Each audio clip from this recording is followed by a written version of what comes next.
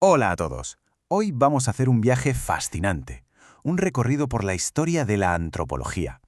Vamos a explorar esa pregunta que en el fondo dio origen a toda una ciencia. ¿Cómo intentamos comprender la diferencia humana? ¿Cómo llegamos a entender a eso que llamamos el otro? Bueno, pues esta es la primera parada obligatoria en nuestro viaje, y es sin duda la pregunta fundamental de la antropología. ¿Qué significa exactamente eso de la otredad? A ver, vamos a desgranar esto un poco. La alteridad, en el fondo, es ese momento de shock, de asombro, de extrañeza total cuando nos encontramos con alguien que es radicalmente diferente. Pensemos por un segundo en el momento en que los conquistadores españoles llegaron a América. Imagínense la situación. Para ambos grupos fue el encuentro con un otro absoluto, alguien cuya existencia ni siquiera se habían planteado. Es justo en ese contraste, en esa diferencia tan bestia, donde nace la pregunta antropológica. Ahí es donde se dibuja la línea entre un nosotros y un ellos. Muy bien, ya tenemos la pregunta sobre la mesa. Entonces, ¿cómo se intentó explicar esta diferencia tan radical por primera vez? Pues la respuesta inicial que dio la ciencia en el siglo XIX fue, digamos que, bastante jerárquica. Para entender de dónde sale esta primera teoría, es súper importante que nos pongamos en situación. El siglo XIX fue una auténtica locura, una época de cambios monumentales. Por un lado, la Revolución Industrial y la Revolución Francesa lo estaban poniendo todo patas arriba. Por otro, la ciencia, con Darwin y su origen de las especies a la cabeza, ofrecía explicaciones superpotentes sobre el mundo. Y para rematar, las potencias europeas estaban en pleno apogeo colonial, expandiéndose por todo el planeta.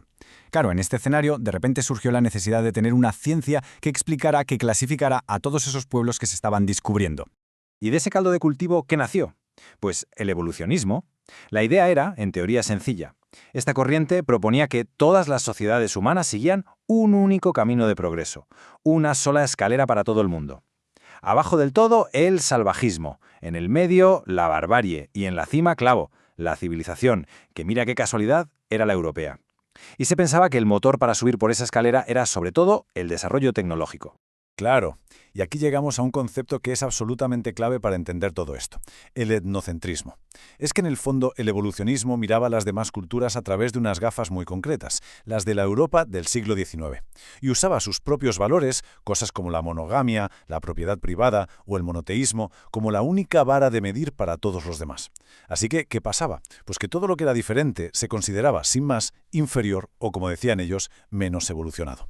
Pero claro, esta idea de una única escalera hacia el progreso no iba a durar para siempre, ni mucho menos. A principios del siglo XX surgió la primera gran rebelión intelectual dentro de la propia antropología, una que, literalmente, rompió esa escalera en 1000 pedazos.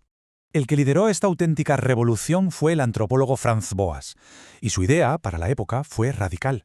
Dijo, un momento, no existe la cultura en singular con mayúsculas. Lo que existen son las culturas en plural. Cada una con su propia historia, con su propio camino, completamente único. Fíjense qué cambio. El foco ya no estaba en buscar leyes universales de progreso, sino en entender la particularidad de cada pueblo. Se pasó de juzgarlo todo con etnocentrismo a intentar practicar el relativismo cultural. Y esta idea es, de verdad, el corazón del particularismo. Boas insistía en que para poder entender una cultura hay que hacerlo en sus propios términos, desde dentro. No hay culturas superiores o inferiores, simple y llanamente son diferentes. Cada una es el resultado de su propia e irrepetible trayectoria histórica. La metáfora es perfecta. Es como si cambiáramos un mapa que solo tiene una autopista por otro con miles de caminos y senderos que se cruzan, se separan y vuelven a encontrarse. Bien, una vez que se desmontó la idea de clasificar culturas en una escalera, surgió una nueva pregunta, una pregunta lógica. Si ya no nos interesa tanto de dónde vienen o en qué peldaño están, quizás la clave sea entender cómo funcionan, aquí y ahora. Y aquí es donde entra en escena una figura clave, Bronislaw Malinowski. Él no solo cambió las ideas, sino que revolucionó la forma de hacer antropología. Su planteamiento era claro, para entender una cultura no te sirve de nada leer informes desde un despacho, tienes que ir allí. Tienes que vivir con la gente, aprender su idioma, sumergirte por completo. Este método, que él fue pionero en desarrollar, se conoce como observación participante, y a día de hoy sigue siendo la base del trabajo antropológico. Con este método, Malinowski fundó una corriente de pensamiento llamada funcionalismo, y la metáfora que usaba era súper potente. Él veía la cultura como si fuera un organismo vivo, como un cuerpo. Cada parte, ya sea la familia, la religión, la economía, es como un órgano que cumple una función específica, una función vital para que todo el sistema se mantenga en pie. ¿Y cuál es la función principal de todo esto? Pues satisfacer las necesidades humanas más básicas, desde las biológicas como comer o tener un techo, hasta las psicológicas como la seguridad o el sentimiento de pertenencia a un grupo. Pero claro, no todos los antropólogos estaban convencidos. Otros pensaron que la respuesta no estaba en la función de las cosas, sino en algo mucho más profundo, algo casi invisible. Aquí entra el estructuralismo, con Claude Lévi-Strauss a la cabeza.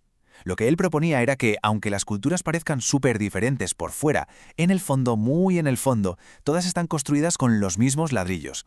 Él sostenía que la mente humana está como programada para pensar en pares de opuestos, crudo y cocido, naturaleza y cultura, nosotros y ellos, y que estas estructuras mentales, que son universales, son el verdadero esqueleto que sostiene cualquier sociedad.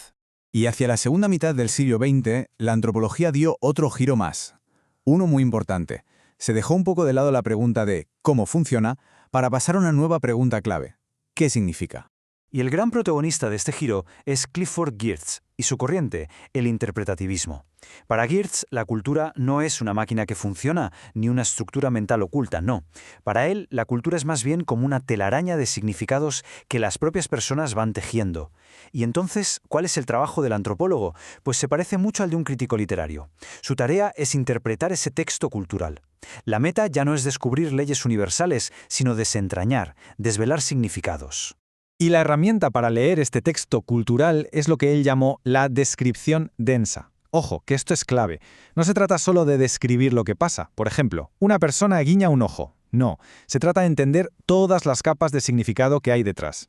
Ese guiño es un tic nervioso, es una señal secreta entre dos personas, es una burla, es un coqueteo. La descripción densa lo que busca es precisamente eso, capturar toda esa complejidad, todo el contexto que hace que esa simple acción humana tenga sentido. Después de todo este recorrido, desde la escalera del progreso hasta la cultura como un texto, la pregunta es, ¿dónde estamos hoy? ¿Cómo aborda la antropología contemporánea el estudio de la diferencia humana? Pues la verdad es que el enfoque actual es una especie de síntesis. Ha aprendido de todas estas lecciones del pasado. Hoy en día la antropología sabe que para comprender cualquier fenómeno social tienes que verlo como un proceso histórico, no como una foto fija. Sabe que el conflicto y las contradicciones no son un error en el sistema, sino que son parte de la vida social. Además, le da una importancia enorme a la agencia, es decir, a la capacidad de las personas para actuar y transformar su propia realidad. Y sobre todo, y esto es fundamental, siempre conecta lo pequeño, la acción de una persona, con lo grande, el contexto social, económico y político que la rodea. Y así llegamos al final de este recorrido, pero lo hacemos con una pregunta que se queda en el aire, una pregunta para hoy. La antropología, como vimos, nació de ese encuentro con un otro que parecía lejano, exótico. Pero hoy en nuestro mundo hiperconectado y globalizado, donde las fronteras son cada vez más difusas y lo global y lo local se mezclan sin parar, ¿quién es el otro? A lo mejor ya no está en una isla lejana, a lo mejor está al otro lado de la pantalla del móvil o simplemente al otro lado de la calle. Es una pregunta que creo nos invita a todos a reflexionar. Muchísimas gracias por acompañarnos en este viaje.